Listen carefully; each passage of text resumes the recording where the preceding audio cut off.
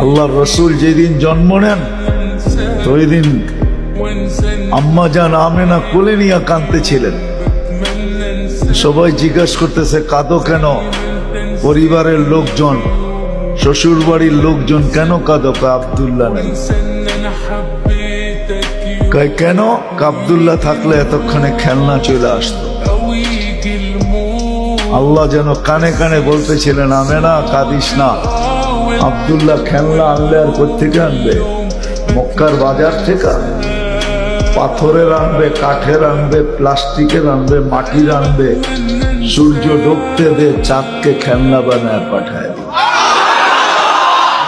আর ঘটছেও তাই।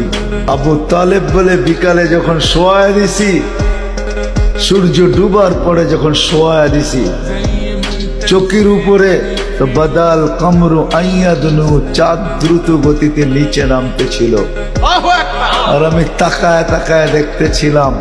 যখন একবারে নিকটে চলে আসছে তো চিৎকার দিয়া ফেলছি, ভাবতেছিলাম তোমার উপরে পড়া না যায়, কিন্তু তোমার মাথার কাছে এসে থেমে গেছে।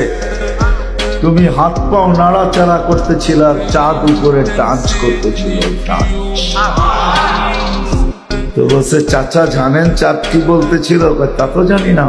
বলে আন্নাল কামারা ইউগান্নিনি ওয়া ইউহাকিনি ওয়া ইয়ামনাউনি মিনাল বুকা। চাঁদ আমাকে ছন্দ শুনাইতেছিল, কান্না থেকে বিরত রাখতেছিল। আমি যেন না কাঁদি, কাঁদলে আম্মার কষ্ট হবে। আল্লাহ চাঁদকে আমার সাথে খেলার জন্য খেলনা বানায় পাঠায়।